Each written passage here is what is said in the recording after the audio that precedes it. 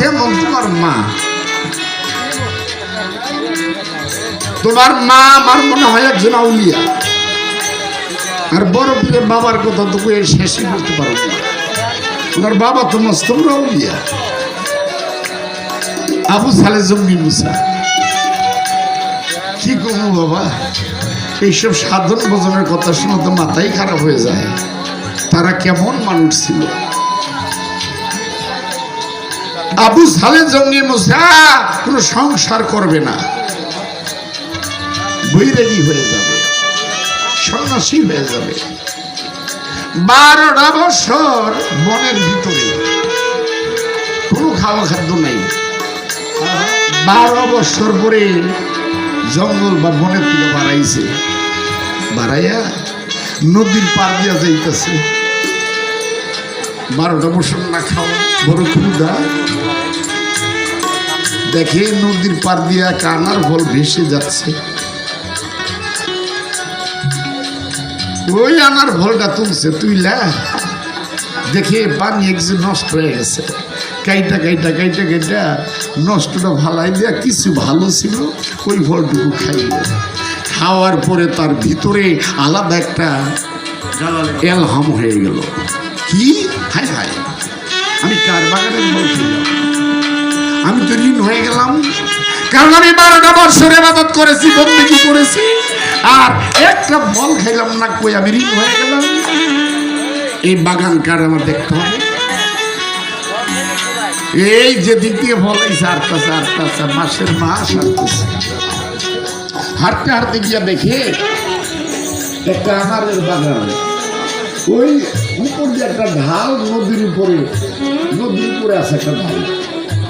সে ভাবলো মনে এই ঢাল থেকে ফলটা পানিতে পড়ছে। মানুষকে জিজ্ঞাসা করে বাগানের মানুষকে সবাই দেখায় দিল। ওই যে বাগানের মালিক যায়, ওই বাগানের মালিকের কাছে পায়ে তুলে বলতেছে, দেখেন আমি আপনার একটা বাগানের ফল না খেয়ে, না বলে খেয়ে দিচ্ছি, মস্ত মাপ করেছি, আল্লাহ রস্তে আমরা মাপ করে দেব। সে চায়া দেখে তার কপালের মধ্যে নূর ঝলমল ঝলমল করে। আমার বাগানের ফল কত কুকিলে খায়, কত মানুষ খায়, কোনোদিন তো মাপ চায় না। আর এই লোকটা একটা বাগানের ফল খায়া মাপ চাইতেইছে। এই লোক তো সাধারণ লোক না। বাবা আইসি যখন ফলের মাপ নিবা, কি খারাপ লাগে আপনার কাছে কথা? তুমি কি মাপ নিবা? মাপ নিতে আইসি। যদি মাপ নেও, এই 12 বছরের বাগানে চাকরি করতে, 12টা বছর চাকরি করতে, 12টা বছর গাছে পানি দেয়, গাছের ফল বিক্রি করে। 12 বছর পরে গেছে, এবার কি আমি মাপ পাইতে পারি? বাবা তোমাদের যখন আমি চাকরি দিয়েছিলাম, আমি একটা কথা বলতে ভুল হয়ে গেছিল। কি? এই পুরা বাগানটা আমার নামে না, অর্ধেক বাগান হলো আমার মায়ের নামে, অর্থাৎ আমার মেয়ের নামে। আমি জিজ্ঞেস করলাম, যদি আমার মেয়েকে বিয়ে করলে হয়তো বাবা ক্ষমা করতে পারো। আবু সালেম সাবিদা চোখের পানি ছেড়ে দিল। আল্লাহ, আমি তো চাইছিলাম না সংসার করতে, আমি চাইছিলাম না ঘর করতে। হে পাকুড়ার দিগার, তুমি আমার ফল খাওয়াইলা, আবার এখন তোমারও ছিলেই আমার সংসার করতে হবে। এটা তোমারই খেলা। আলহামদুলিল্লাহ। তো বাবা তুমি তোমার মেয়ের দেখো নাই, রাজি হয়ে গেলা? দেখি নাই আমার মেয়ে কান্না, আমার মেয়ে কুসি, আমার মেয়ে লুলা, আমার মেয়ে বুবা। আবু সালে যাই, তারপর আছে শুভ সময়, শুভ রঙে বিয়ে পড়া দিল। বাবারা আসতে, বাবারা এই যে যুবক বাবারা, বাবারা আসতে, শুভ সময় শুভ লগ্নে বিয়ে পড়া। ওই বাসর ঘরে বলতেছে যাও বাবা ওই যে ওইটাই তোমার বাসর দরজা খুলছে খুইলা দেখে পূর্ণিমার চাঁদ। হ্যাঁ হ্যাঁ একটা ভুল করেছি ফলকে না জানি আরেকটা ভুল করলাম অন্যের ঘরে এসে। কারণ আমার শ্বশুর তো বলছে অন্ধ লুলা বুবা কানা, আর আমি যারা দেখছি কিন্তু পূর্ণিমার চাঁদ মনে আমি ভুলে অন্য গরু দিয়ে গেছিলাম। ঘুরে চলছে বাবা দ্বারা কই যাবে। আপনি তো বলছেন আপনার মেয়ে অন্ধ প্রতিবন্ধী বুবা কুশ্রী, আমি তো মনে অন্য করে ডিজে গেছি। না বাবা এইটাই তোমার স্ত্রী, এইটাই আমার মেয়ে। আপনি মিথ্যা বললেন কেন? কি মিথ্যা বলছি? আপনি বলছেন আপনার মেয়ে চোখে দেখে না, আপনি বলছেন আপনার মেয়ে কুশ্রী, আপনি বলছেন আপনার মেয়ে হাঁটতে জানে না, আপনি বলছেন আপনার মেয়ে চোখে দেখে না। মিথ্যা বললেন না? আমি কোনোদিন মিথ্যা বলি না। তার মানে আমার মেয়ে তার জ্ঞান আসার পর চন্দ্র সূর্য আর মা বাবা আর আল্লাহর কোরআনের হরফ ছাড়া সে আর কিছু দেখে না। সুবহানাল্লাহ, আর কিছু দেখে না। আমি যে বলছি প্রতিবন্ধী আমার মেয়ে হাঁটতে জানে না, আমার মেয়ে জ্ঞান আসার পরে এই 5 বেড়ার বাইরে আমার মেয়ে কোনদিন হাঁটতে।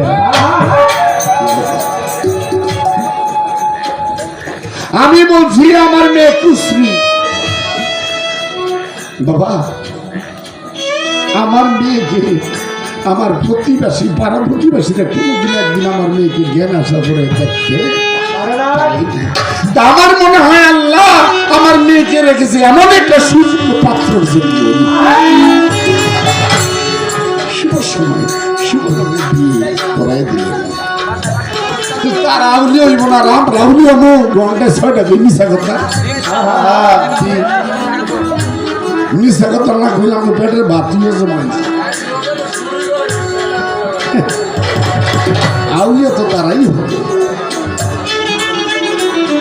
কেন বললাম বলার একটা কারণ, এই যে বড় পিলে মা আউলিয়া বাবা আউলিয়া, বড় পিলে যে ফু ফু ছোট বাজাও ফু ফু, বাবার বোন ফু ফু নাই, বড় পিলে যে ফু ফু, বড় পিলে ফু ফু একজন আল্লাহ বলি।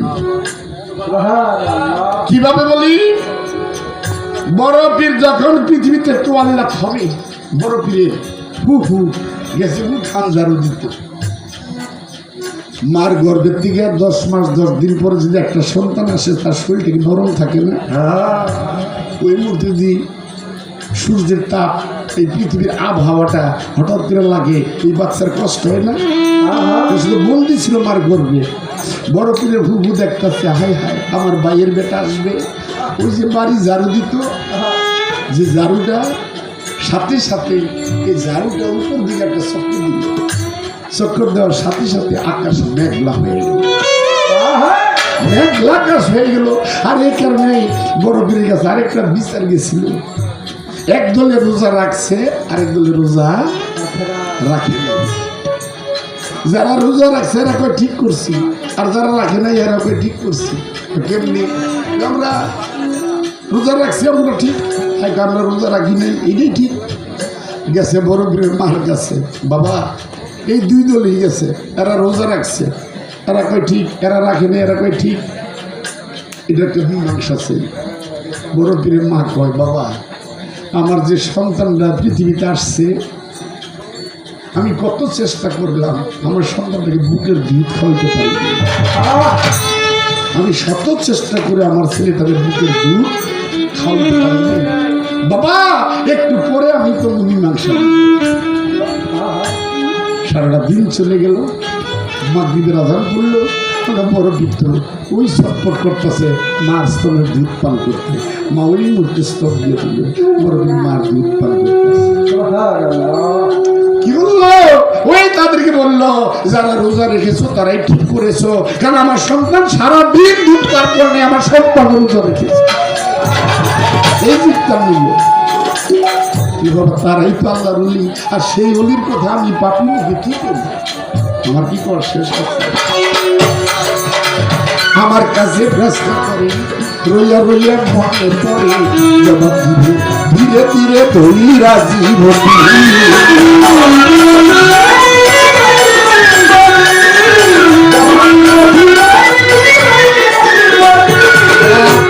তার আরেকটা প্রশ্ন, বড় পীরে যাইতেছে বাঁশ বসলে মুদ্র রাখা হয়ে গেছে গা, বড় পীর ইশারা দিছে যে আমরা মুদ্র ফেললে খবর হয়ে গেছে গা, একটা খাড়াই দিছে। তুমি যাও না কেন? হুজুর আপনি আল্লাহ রুলি। এই গোড়া যার যে কত কষ্ট, যে একবার খবর গেছে হ্যাঁ জানি। হুজুর আপনি আল্লাহ রুলি, আপনি দোয়া করেন আমি আর এই অন্ধকার কবরে যাব না, আমি কিয়ামত পর্যন্ত পয়সা থাকি, এই দোয়াটা করেন। বড় দিকে যা দোয়া করলাম, তবে একটা ডিউটি করতে তোমার, একটা ডিউটি দিয়ে দিলাম। কি ডিউটি? আসসালামু আলাইকুম, এই সালামের দায়িত্বটা তোমার দিলাম। এই সালামের দায়িত্বটা নিয়ে তুমি কিয়ামত পর্যন্ত ঘুরবা, বনে জঙ্গলে পাহাড়ে তুমি ঘুরতে থাকবা। সাধারণ মানুষ তোমাকে দেখতে পারবে না, তোমাকে তারাই দেখতে পারবে যারা আল্লাহর ওলির খাতার নাম হয়ে যায়, তারাই তোমার দেখতে পারবে, সাধারণ মানুষ দেখতে পারবে না। আর ডিউটিটা কি? আমার রোজা যদি কেউ আসে, ইরানে বা ইরাকে যদি কেউ আসে, যদি রাস্তা ভুলা যায়, তুমি তাদেরকে আসেন দিতে যে রাস্তা দেখাই দিবা। আমার দরবারে কেউ আসলে তাদেরকে রাস্তা দেখাই দিবা। আর কিয়ামতের আগে একজন ব্যক্তি আসবে, ওই যে সালাম দিছি, কিয়ামতের আগে একজন ব্যক্তি আসবে যার নাম পঞ্চম থেকে নাইম আসবে, যার নাম হবে ঈসা আলাইহিস সালাম। সেই ঈসা নবী যখন আসবে, ঈসা নবীর কাছে যে বলবা হযরত বড় পীর আব্দুল কাদের জিলানী আপনার সালামটা পৌঁছেছে, এই সালাম দেওয়ার সাথে সাথে তোমার মরণ হয়ে যাবে। তার নাম ছিল কি? জামালুল্লাহ। তার এই পর্যন্ত প্রশ্ন ছিল, আশা করি পূরণ হল। আমার এবার জিজ্ঞাসা এলো, দলিল হলো আল্লাহ।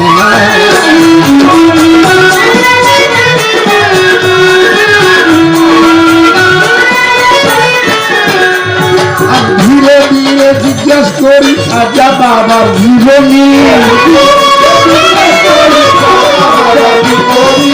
ধীরে ধীরে জিজ্ঞাসা করি আজা বাবার জীবনী।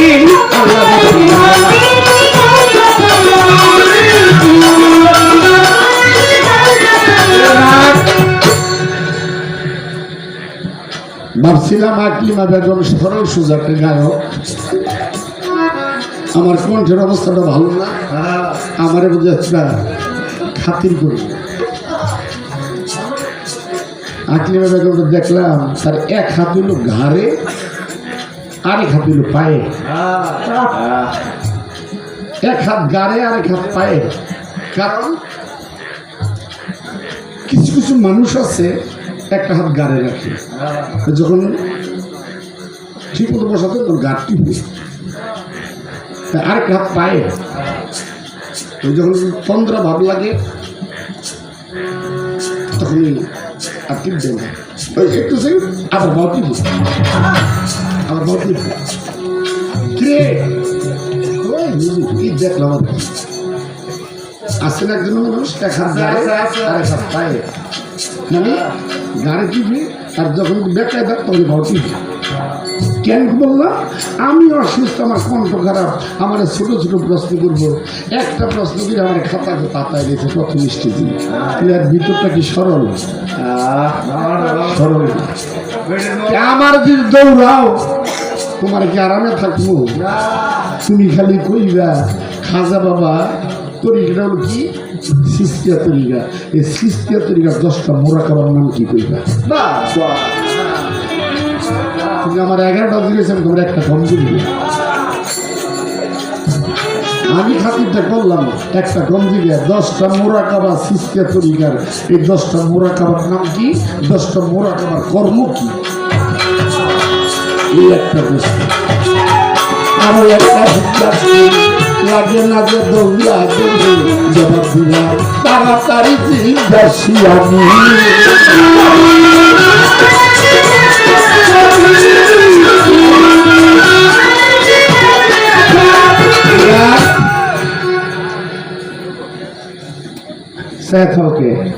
মায়া নষ্ট করে দিছে,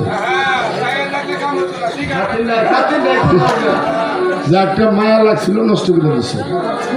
কারণ না স্যার ভাব নষ্ট করে দিছে। অসুস্থ মানুষ আমি, তুমি প্রথমে আমার 11টা 12টা জায়গায় বের দিচ্ছে। তো জিজ্ঞেস আমার আরেকটা প্রশ্ন থাকবে খাজা বাবার সম্বন্ধে, খালি জবাব দিবা খাজা বাবা এত বড় একটা আল্লাহর ওলি, না আল্লাহর ওলি হইয়া একটা গাভীর বাচ্চা বাছুরের কাছে লজ্জা পেয়েছে। গাভীর বাছুর ছিলেন আমরা কি কাছি বাছুর? খালেক ধরনের লোক আমার গান অনেক আগে দোয়া করি আল্লাহ ব্যস্ত নসিব করুন। খালেক ধরনের সরাসরি আমার কয় আমার দাদা আমার দেখরা গরু তো বাঘ ছিল না, দেখরা গরু বাঘ ছিল না। পরে আমি সকালে যে দাদা এটা কি, যে দেখরা গরু বাঘ ছিল কি করলেন আপনি? আরে শালা দেখবি একটা গাড়ির পেটে থেকে যখন বাচ্চাটা হয় 1-2 ঘন্টা পরে এটা খালি লাফায়, খালি লাফ হইতে থাকে, খালি লাফায়। এমন এটা বাঘের সামনে লাফায়, এটা বাঘের সামনেও লাফায়, ওইটা বুঝে না যে এটাতে সেরে শক্তি ভাগ, এইটা সে বুঝে না, বাঘের সামনে লাফায়। এইখানে বলছি দেখরা গরু তো বাঘ ছিল না। আমার চাইতেছে আজকাল খাতির ভিত্তির না পর্যন্ত প্রশ্ন আমার জবাব দিবার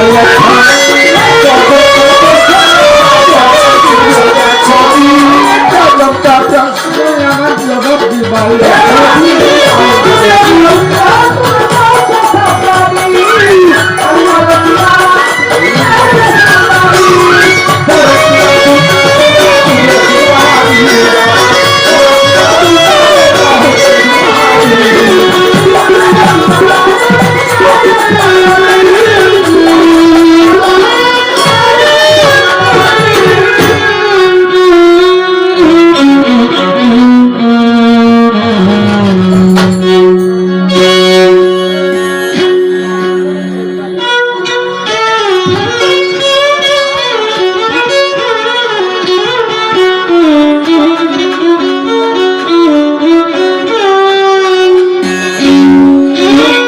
তোমার 1 লাখ চরিত্র, তোমার মন সত্য,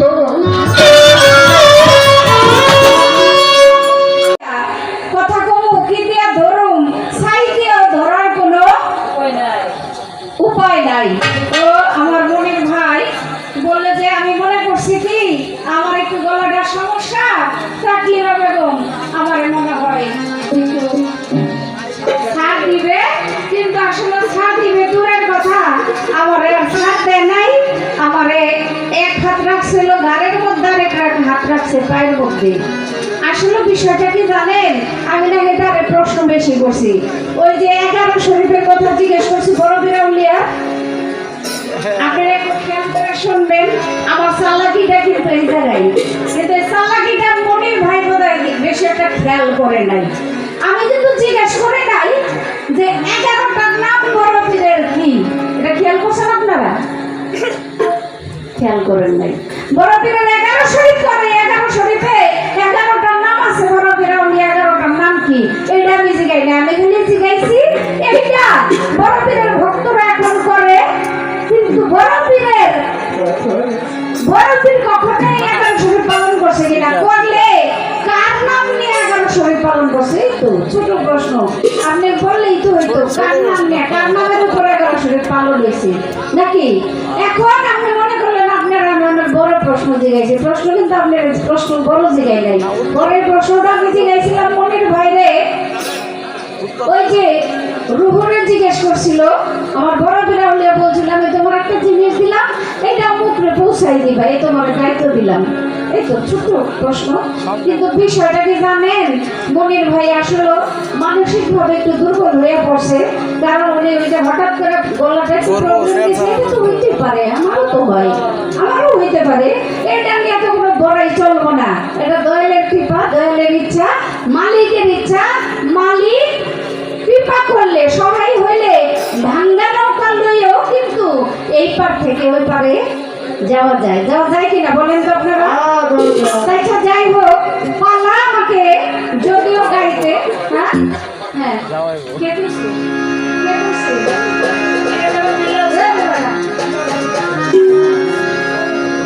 পালা যদি আমাকে নিষেধ করে দিছে, তবে আমার যেহেতু আমার এই আসরের ভিতরে কমিটির একটা করে লাল গামছা দিছে না, আপনি দেখতেছে এই গামছাটা আমার ঘরে সবাই দিছে, পাগল মনির ভাইরে দিছে। এই লাল গামছা এতগুলো ছিল, এই লাল গামছাটা বিশেষ করে ল্যাংটা থেকেই অনেকে ব্যবহার করে। কি লাল গামছা গানও আছে, তুমি ল্যাংটা বাবার একটা গান করি, তারপরে অন্য গানে যাই, পালা নাই থাকুক, কি বলেন? ঠিক আছে না? আচ্ছা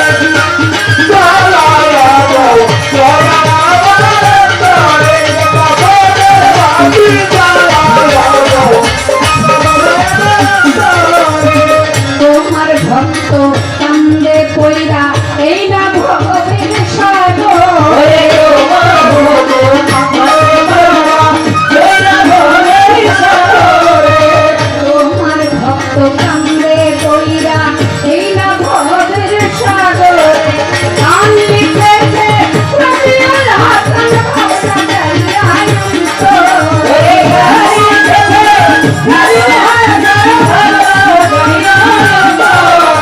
গান লিখেছে রবিউল হাসান ভাবনা গাইয়াই তো এত ভালো ওই একটা ভালো ওই একটা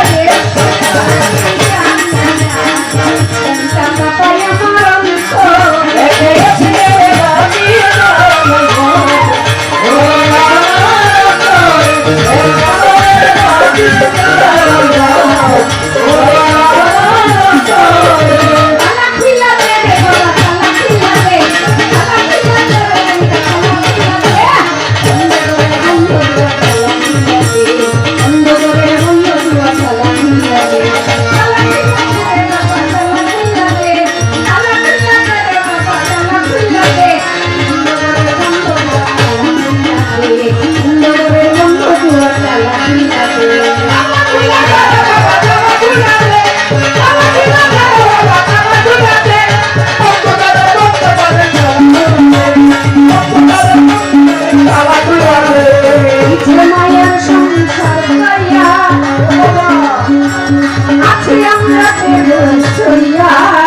kênh Ghiền